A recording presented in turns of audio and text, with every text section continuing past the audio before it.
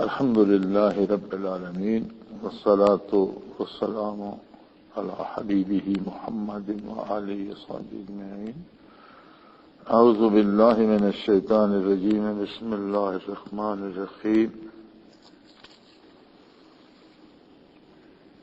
ثم أفيدوا من حيث أفاد الناس واستغفروا الله إن الله غفور رحيم.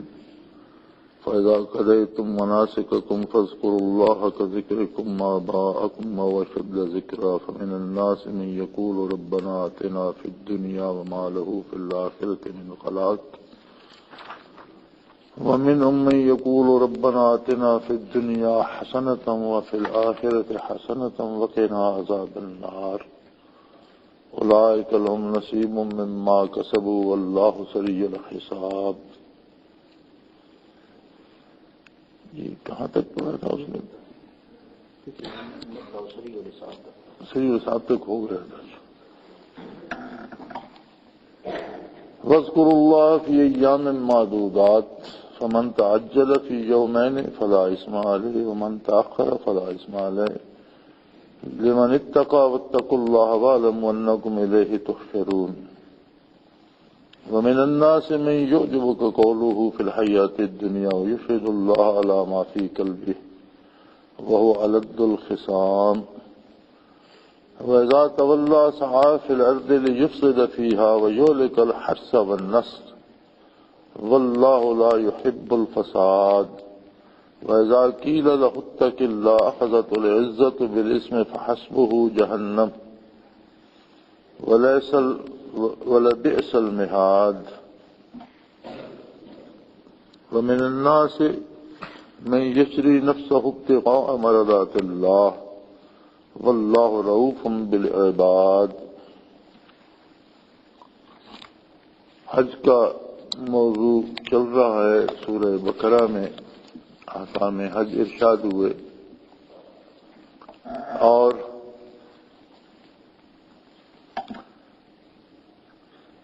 ارشاد ہوتا ہے رسول اللہ صلی اللہ علیہ وآلہ وسلم کو خطاب فرماتے ہوئے وَمِنَ النَّاسِ مَن يُعْجِبُكَ قَوْلُهُ فِي الْحَيَاةِ الدُّنْيَا وَيُشْهِدُ اللَّهَ عَلَى مَا فِي قَلْبِهِ وَهُوَ أَلَدُّ الْخِصَامِ.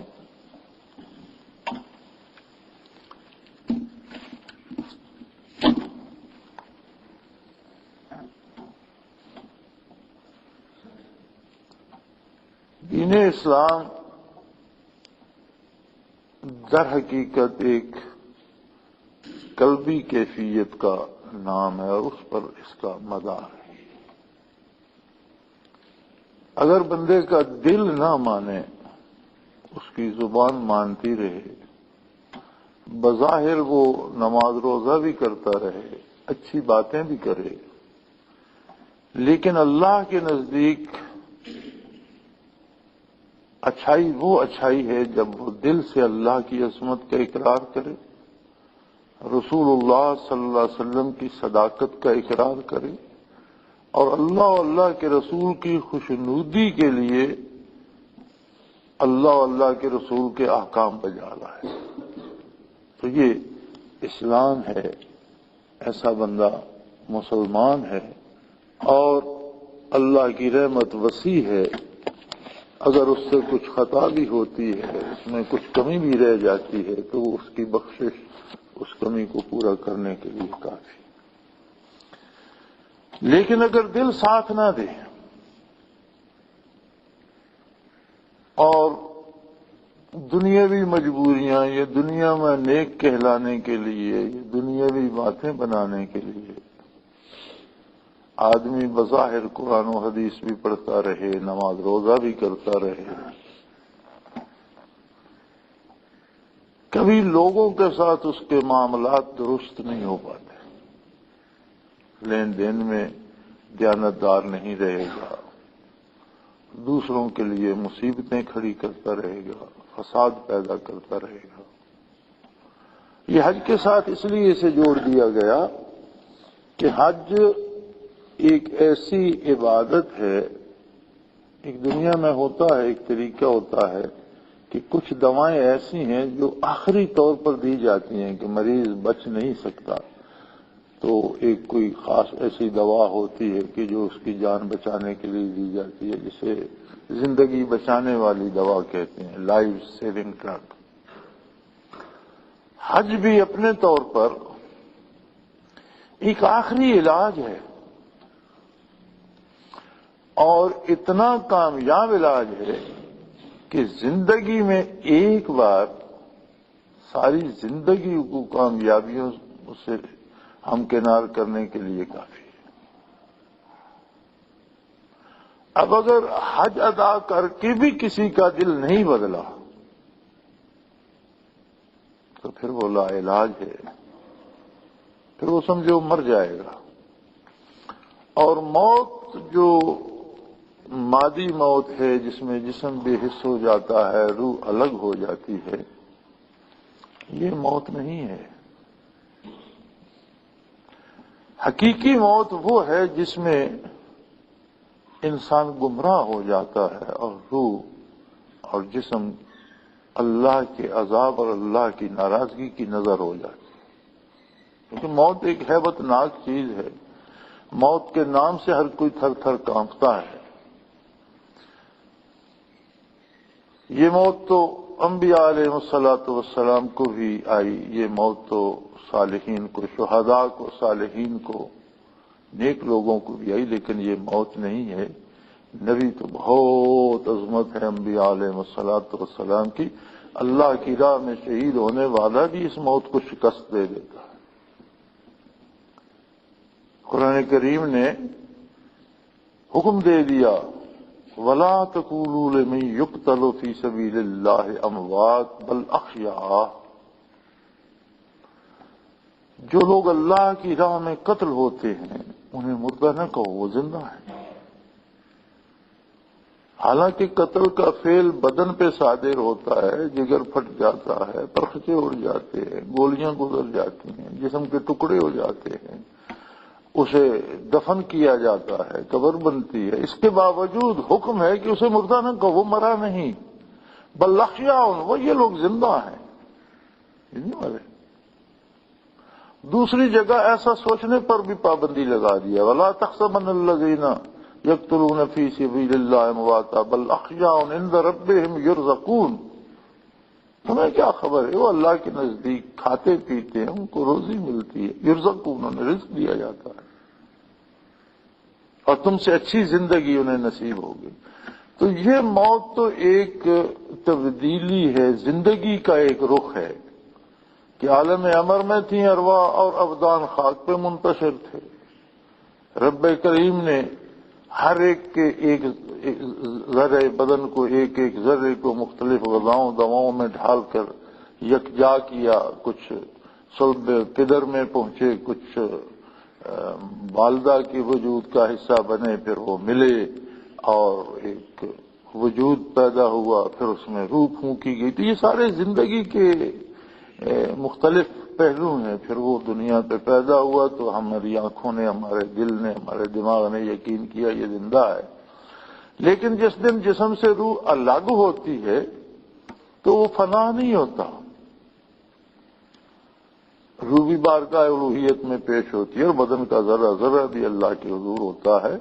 بدن کا روح کے ساتھ ایسا تعلق بن جاتا ہے کہ کوئی جل جائے، مٹی کھا جائے، جانور کھا جائیں، خاک ہو جائے، لیکن ہر ذرہ کسی صورت میں تو موجود رہتا ہے، مادے کی کوئی شکل تو ہوتی ہے، اور ہر ذرے کا تعلق روح سے ہوتا ہے۔ اگر روح عند اللہ مغفور ہے تو وہ ذرات بھی سکون میں ہوتے ہیں، اور اگر روح اللہ کے غضب کا شکار ہے تو وہ ذرات بھی جہاں ان تک غضب الہی پہنچتا رہتا ہے، اور پھر عرصہ معاشر میں پھر سے بدن اور روح کو اکٹھا کر دیا جائے گا۔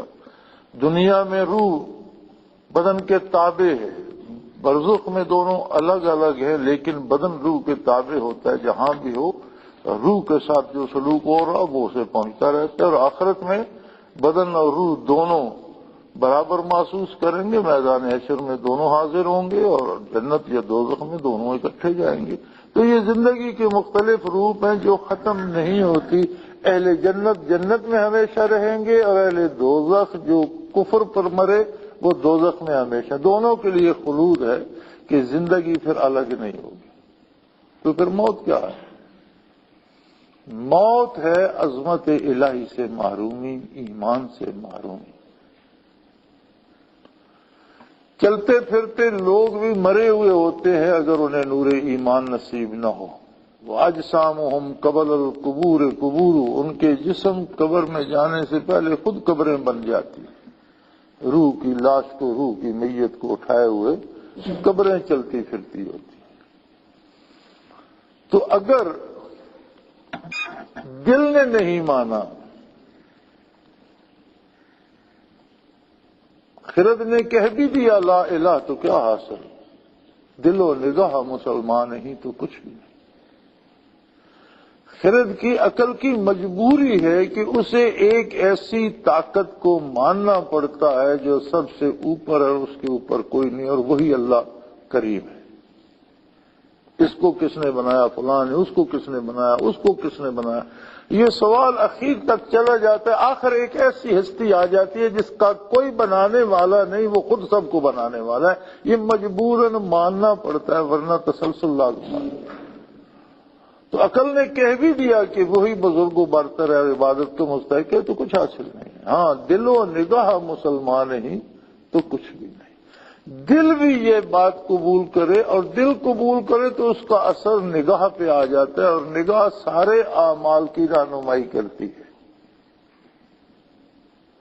اس کا مطلب ہے سارا کردار سدھر جاتا ہے۔ تو حج اس لیے ہے کہ آخرت کی شکل بنا کر دو انسلی چادروں میں لپٹ کر اللہ کے حضور، جہاں محبت تجلیات ذاتی ہے، بیت اللہ ہے، ہر آن جس پہ تجلیات ذاتی متوجہ رہتی ہیں، وہاں اللہ کے حضور حاضر ہو کر وہ کہتا ہے لبیک اللہم، اے میرے اللہ میں حاضر ہوں، میں تیرا بندہ ہوں، میں تیری عظمت کو تسلیم کرتا ہوں، میں تیری بڑائی بیان کرتا ہوں، میں تیرے نبی پر، تیری کتاب پر، ضروریات دین پر تیرے دل سے ایمان لاتا ہوں۔ اگر یہ حاصل نہیں ہے تو پھر محض بھاگ دوڑ ہے۔ جیسے نماز میں بھی اگر ایمان قلبی نصیب نہیں ہے تو ایک ایکسرسائز ہے، بندہ اٹھتا بیٹھتا رہتا ہے، اس سے کیا ہوگا؟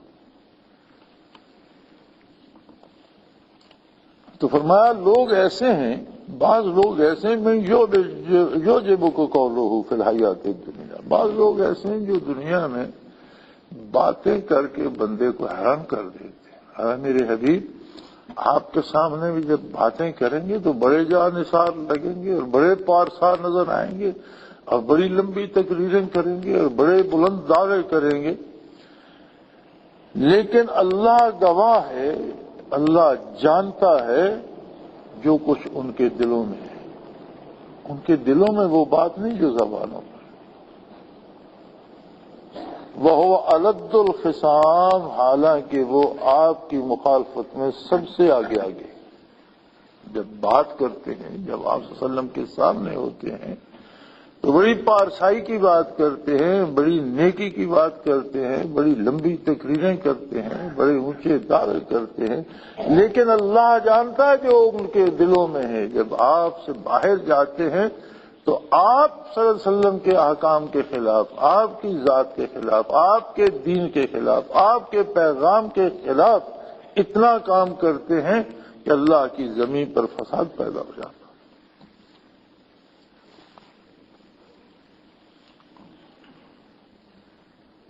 ہم دیکھتے ہیں کہ بظاہر ہم سب علماء، پیران اعظام، مقررین حضرات، ہم سب قرآن کریم کھول کر بیٹھے ہوتے ہیں اور قرآن کے حوالوں سے باتیں کر رہے ہوتے ہیں۔ اور کیا عجیب بات ہے کہ ابتدائے اسلام میں نہ ٹی وی تھا، نہ ریڈیو تھا، نہ ٹیلی فون تھا، نہ اخبار چھپتے تھے، اور نہ کوئی بڑے جلسے ہوتے تھے، نہ لمبی تقریریں ہوتی تھی، سادہ سادہ باتیں ہوتی تھی، لیکن روئے زمین کو امن نصیب تھا۔ سلطنت اسلامیہ میں کافروں کو بھی امن نصیب ہوتا تھا، ان کی جان مال آبرو بھی محفوظ رہتی۔ آج اس دور کو دیکھیے یہ جو بات میں آپ سے کر رہا ہوں یہ ہماری شام کی جو انٹرنیٹ کی اوقات ہیں اس میں اسے پوری دنیا سنے گی، جہاں جہاں لوگ ہیں جو سننا چاہتے ہیں، یا احباب جہاں جہاں ہیں، روئے زمین پر یہ تقریر سنائی دے رہی ہو۔ اسی طرح آپ ٹیلی ویژن پہ دیکھتے ہیں روزانہ علماء قرآن کے مفہوم بیان کر رہے ہوتے ہیں، معنی بیان کر رہے ہوتے ہیں، تشریح کر رہے ہوتے ہیں، تقریریں کر رہے ہوتے ہیں، بے شمار چیزیں چھپتی ہیں، کتابیں چھپتی ہیں، اخبار رسالے سب میں دینی مضامین ہوتے ہیں۔ اور کچھ لوگ تو سرے سے سارا کام چھوڑ کر لگی تبلیغ پر گئے اور ساری دنیا میں چکر لگاتے رہتے ہیں تبلیغ۔ تو اس سارے کا اصل کیا ہے؟ اس سارے کا نتیجہ کیا ہے کہ جب یہ چیزیں نہیں تھیں اور اتنی بڑی تبلیغ نہیں تھی اور نشریات اتنے دور نہیں جاتی تھی تو پوری دنیا میں امن تھا، اور اب اتنی زیادہ تبلیغ ہے اور پوری دنیا آگ سے کھیل رہی ہے اور گھر گھر میں فساد ہے، ملک میں فساد ہے، روئے زمین آگ کی لپیٹ میں۔ فرق کیا ہے؟ فرق یہ ہے کہ وہ جو چند کلمات ہوتے تھے وہ دل کی آواز ہوتی، اور جو ہم کہتے ہیں یہ حلق سے اوپر کی آواز، دل ساتھ نہیں رہے۔ آدمی کہتا کچھ اور ہے، چاہتا کچھ اور ہے، کہتا کچھ اور ہے، کرتا کچھ اور ہے۔ تو اس بات سے حج کے ساتھ آگاہ فرمایا گیا کہ میرے حبیب ایسے لوگ بھی ہوں گے جو ساری عبادتوں کر گزریں گے، حج بھی پڑھ لیں گے، سعی بھی کر لیں گے، طواف بھی ہو جائے گا، قربانیاں بھی کر دیں گے، لیکن یہ سب دنیا کو دکھانے کے لیے، نیک نامی حاصل کرنے کے لیے، حاجی صاحب کہلانے کے لیے ہوگا، ان کے دل نہیں بدلے۔ آپ باتیں کریں گے تو ایسا نظر آئے گا کہ یہ تو موتی لٹا رہے ہیں۔ وَمِنَ النَّاسِ مَن يُعْجِبُكَ، کو آپ کو حیران کر کے رکھ دیں گے، لیکن یہ سب دنیا کی حصول کے طریقے ہیں، دل سے نہیں کہہ رہے۔ اللہ گواہ ہے ایسے لوگوں پر جن کے دلوں میں کھوٹ ہے، وَهُوَ أَلَدُّ الْخِصَامِ، اور وہ آپ صلی اللہ علیہ وسلم کی مخالفت میں بھی سب سے آگے آگے۔ آپ کے عہد مبارک میں آپ کی مخالفت کیا تھی صلی اللہ علیہ وسلم؟ آپ کے پیغام کی مخالفت، آپ کے ارشادات کی مخالفت، آپ کی سنت کی مخالفت۔ آج بھی نبوت محمد الرسول صلی اللہ علیہ وسلم کی ہے، آج بھی نبی آپ ہیں، قیامت تک نبوت آپ کی ہے، قیامت تک آپ کی سنت کی مخالفت، آپ کے پیغام کی مخالفت، آپ صلی اللہ علیہ وسلم کی مخالفت ہے۔ تو فرمایا جب میدان عمل میں جاتے ہیں تو آپ کی مخالفت کرتے ہیں۔ وَإِذَا تَوَلَّىٰ سَعَىٰ فِي الْأَرْضِ لِيُفْسِدَ فِيهَا وَيُهْلِكَ الْحَرْثَ وَالنَّسْلَ، اور جب باہر جاتے ہیں، جب واپس جاتے ہیں تو روئے زمین پر فساد پھیلا دیتے ہیں اور لوگوں کے فصل، لوگوں کی نسل، لوگوں کے جانور، ہر چیز کی تباہی کا سبب بنتے ہیں۔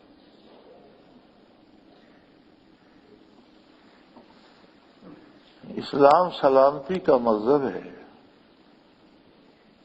اور یہ بڑا واضح کر کے آیہ کریمہ نے بتایا کہ اسلام تو سب کے لیے امن کا خواہاں ہے، اور انتہائی حالت میں جسے اللہ قتل کرنے کا حکم دے دے اسے قتل کیا جاتا ہے، جس کی سزا اللہ کی طرف سے قتل ہو۔ کوئی بندہ اپنی مرضی سے دوسرے کی جان نہیں لے سکتا،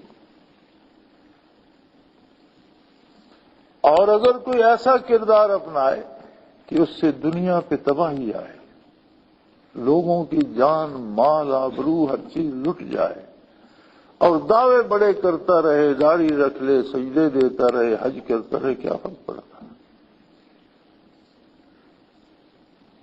ہم اپنے ملک کا اندازہ کر لیں تو میرے خیال میں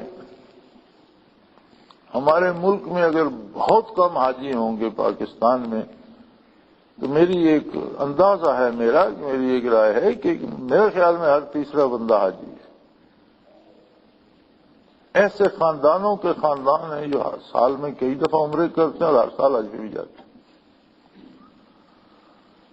اور 47 سے لے کر آزادی سے لے کر اب تک جو 65 برس گزرے ہیں، ہر سال لاکھوں لوگ حج پہ جاتے ہیں. 65 لاکھ حاجی تو کم از کم اگر 1 لاکھ بھی شمار کریں تو یہ ہو گئے. اور عمرہ بھی تو حج ہے. جتنے لوگ عمرے پہ جاتے ہیں ان کو شمار کریں تو میرے خیال میں ہر تیسرا بندہ حاجی نکل آئے گا.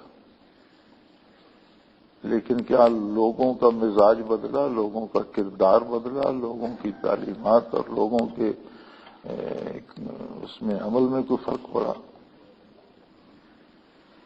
اگر نہیں پڑا تو اس کا مطلب ہے اس نے حج نہیں کیا. اگر تبدیلی نہیں آئی، ایک دوا کھائی اور صحت نہیں ہوئی تو یا دوا اصلی نہیں تھی یا بد پرہیزی ہوئی، اور اگر دوا اصلی تھی تو پھر بد پرہیزی ہوئی.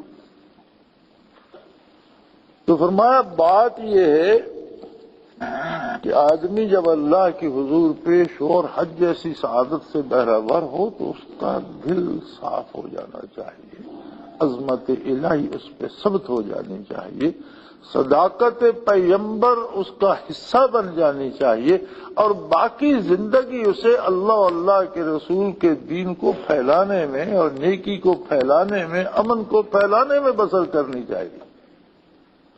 لیکن لوگ ایسے ہیں کہ بظاہر بڑی تقریریں، بڑی باتیں، بڑے دعوے کرتے ہیں. اللہ جانتا ہے کہ ان کے دل نہیں بدلے، اور دنیا بھی دیکھ لیتی ہے کہ جب وہ واپس جاتے ہیں تو دین کی مخالفت کرتے ہیں. اب یہ ضروری نہیں کہ دین کے خلاف کوئی تقریر ہی کرے تو مخالفت ہے، بلکہ جو عملی مخالفت ہوتی ہے یہ سب سے زیادہ مؤثر ہوتی ہے. وَإِذَا تَوَلَّىٰ سَعَىٰ فِي الْأَرْضِ لِيُفْسِدَ فِيهَا، جب واپس پہنچتے ہیں تو روئے زمین پر فساد کے لیے کوشش کرتے ہیں، لوگوں کو آپس میں لڑانے کی باتیں کرتے ہیں، اور ان کے اس فساد سے لوگوں کے گھر بکھرتے ہیں، فصلیں تباہ ہوتی ہیں، مواشی مر جاتے ہیں، نسلیں ختم ہو جاتی ہیں. وَاللَّهُ لَا يُحِبُّ الْفَسَادَ، اور اللہ کو ہرگز فساد پسند ہے. اللہ کریم کو کسی حال میں بھی فساد پسند نہیں ہے. ہر کام کے کرنے کا ایک جائز طریقہ اور ایک سلیقہ ہے، اور ہر کام اسی سلیقے کے تحت ہوتا ہے. پھر ہر ملک، ہر قوم کے اپنے حالات ہیں. اب بھلا اگر افغان لڑ رہے ہیں اور ہم کہتے ہیں کہ یہ ان پر غیر ملکی مسلط ہو گئے اور اس کے خلاف وہ لڑ رہے ہیں، کشمیری لڑ رہے ہیں، ہم کہتے ہیں جی ان ہندوؤں نے زبردستی ان پر قبضہ جما رکھا ہے، وہ ان کے خلاف لڑ رہے ہیں. عراق لڑ رہے ہیں، ہم کہتے ہیں جی باہر والے آ کر امریکہ وغیرہ اور دوسری فوجیں ان پر قابض ہو گئیں اور ان کی آزادی چھین لی، ان کا ملک تباہ کر دیا، وہ ان کے خلاف لڑ رہے ہیں. یہ جو پاکستان میں روز دھماکے ہوتے ہیں، یہ کس کے خلاف ہو رہے ہیں؟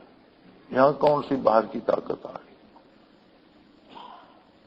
حکمران بھی مسلمان ہیں، صدر سے لے کر وزیر اعظم تک، وزراء تک، وہ بھی یہی کلمہ پڑھتے ہیں، وہ بھی یہی نماز پڑھتے ہیں. چلو کوئی ان سے زیادہ پارسا ہوگا، وہ کم پارسا ہوں گے، لیکن مسلمان تو ہیں، غیر ملکی بھی نہیں ہیں. تو پھر یہاں مساجد میں بھی دھماکے کیوں ہو رہے ہیں؟ عبادت گاہوں پہ بھی گولیاں کیوں چل رہی ہیں؟ بازاروں میں لوگ کیوں قتل ہو رہے ہیں؟ کون قتل کر رہا ہے؟ یہاں کون سی غیر ملکی طاقت آ گئی جو لوگوں کو قتل کر رہی ہے؟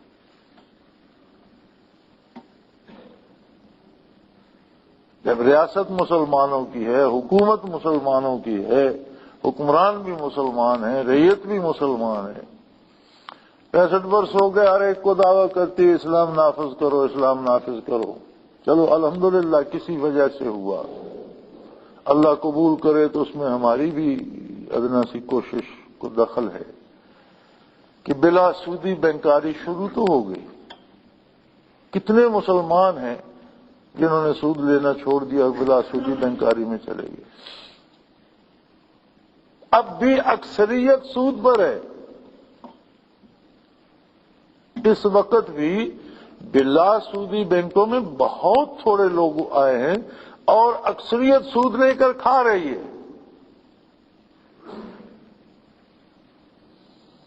بظاہر سارے کہتے ہیں اسلام اسلام اسلام، میں نے دیکھا بڑے بڑے پارسا تبلیغی جماعت کے ارکان سود پہ گزارا کر رہے، کھا رہے، مزے کر رہے، بظاہر بڑے بڑے پارسا بنے ہوئے، بڑی بڑی باتیں کرتے ہیں، تہجد اور اشراق اور اوابین بھی نہیں قضا ہونے دیتے، سجدے پہ سجدہ کیے جا رہے ہیں، لیکن جب دولت کی بات آتی ہے، پیسے کی بات آتی ہے تو کہتے ہیں جی کیا کرے جی، بس یہ مجبوری ہے۔ یہ حرام کھانے کی کون سی مجبوری ہے کہ ساری زندگی بندہ حرام کھاتا رہے، یہ مجبوری ہے؟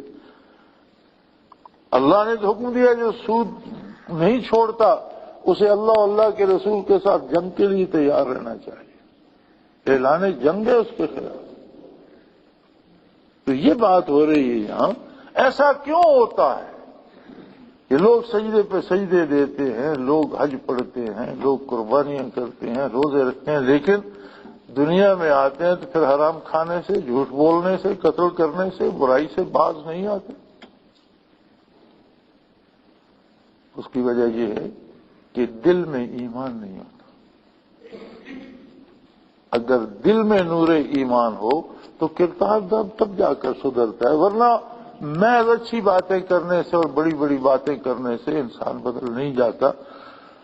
تو اس کی طرف اشارہ فرمایا جا رہا ہے کہ ایسے لوگ جن کے قلوب درست نہ ہوں، ان کی کوئی بھی ادا قابل اعتبار نہیں ہوتی، بظاہر بڑے خوش بیان ہوتے ہیں لیکن ان کے دلوں میں فساد ہوتا ہے، وہ الد الخصام، اور ایسے لوگ سب سے زیادہ دین کا نقصان کرنے والے اور محمد رسول اللہ صلی اللہ علیہ وسلم کی مخالفت کرنے والے سب سے بڑے مخالف وہ ہیں جو بظاہر نیکوکار بنتے ہیں لیکن عملاً اسلام کی مخالفت کرتے ہیں، عمل ان کا سارا خلاف شریعت ہوتا ہے اور باتوں میں وہ بڑے باشریعت نظر آتے ہیں۔ ان کا کردار لوگوں کی تباہی کا سبب بنتا ہے اور اللہ فساد کو پسند نہیں فرماتے، اور پھر ایسی اکڑ ان میں آ جاتی ہے وَإِذَا قِيلَ لَهُ اتَّقِ اللَّهَ، جب انہیں کہا جائے یار کچھ تو خدا کا خوف کرو، کچھ تو حیا کرو، کم از کم تم تو سود نہ کھاؤ، کم از کم تم تو فساد کی بات نہ کرو، تم تو کسی کو مارنے مروانے اور قتل کی اور باتیں نہ کرو، تم تو دنیا میں امن قائم کرنے کی بات کرو، تم تو بھلی بات کرو۔ اخذت العزہ، اسے غصہ آ جاتا ہے، وہ کہتا ہے میں اور کروں گا، تو میرا کیا کر لے گا؟ یعنی لوگ ایسے ہوتے ہیں، اتنے بگڑ جاتے ہیں کہ اگر کوئی انہیں اللہ کا واسطہ دے، روکنے کی کوشش کرے، وَإِذَا قِيلَ لَهُ اتَّقِ اللَّهَ أَخَذَتْهُ الْعِزَّةَ بِالْإِثْمِ، تو ایسے لوگ گناہ پر اور دلیر ہو جاتے ہیں کہ تو میرا کیا بگاڑ لے گا، میں ایسے ہی کروں گا۔ فرمایا فَحَسْبُهُ جہنم، ایسے لوگوں کو دوزخ کا، ان کا جواب جہنم ہے، وَلَبِئْسَ الْمِہَادُ، اور انہیں پتہ چل جائے گا وہاں پہنچیں گے کہ کتنی بری جگہ ہے جہنم اور کتنی تکلیف دہ جگہ ہے۔ تو میرے بھائی، قرآن حکیم کا